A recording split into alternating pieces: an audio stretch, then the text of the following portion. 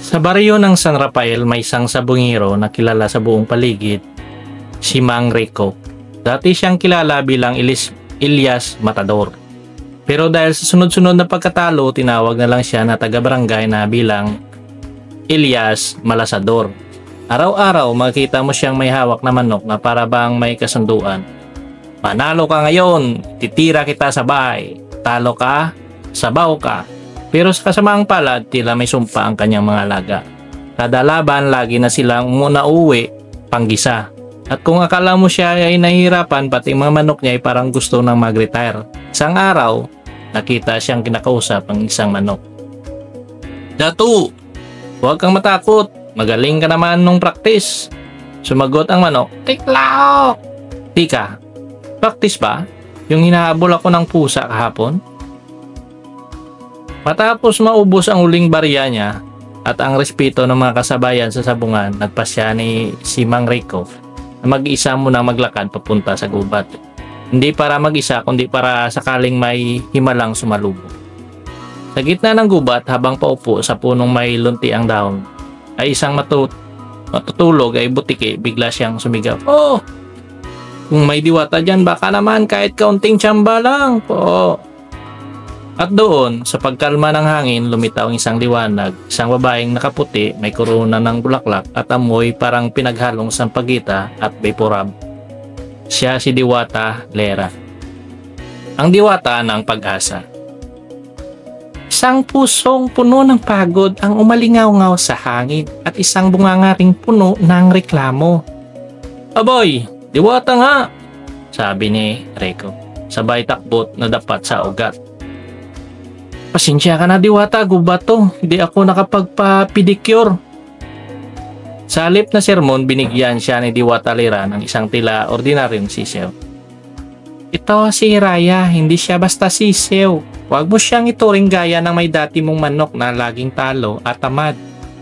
Agad itong nilagay ni Elias sa kanyang sako at umuwi.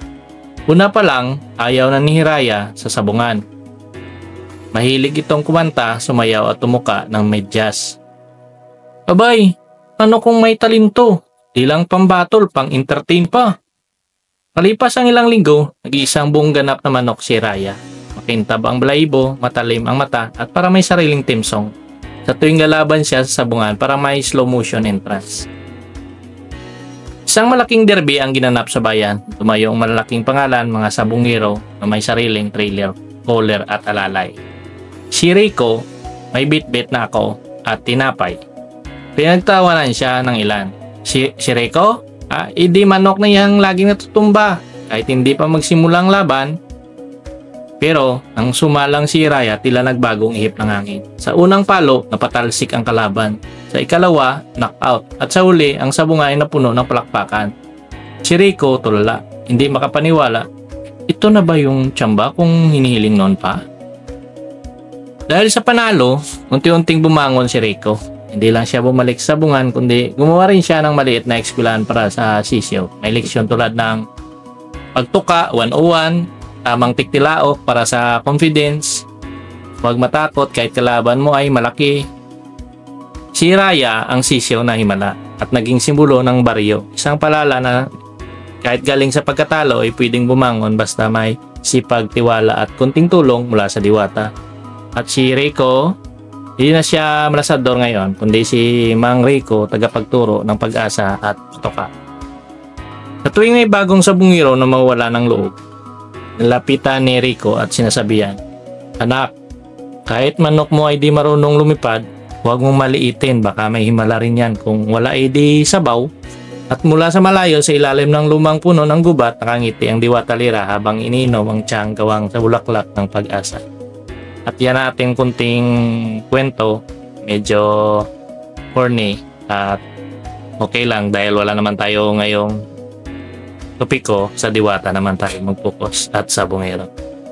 Kung nagustuhan mo pa rin, huwag mo kalimutang mag-like, mag-share at mag-subscribe at gagawa tayo ng kahit na magaganda pa ng script para sa ating munting channel. Salamat!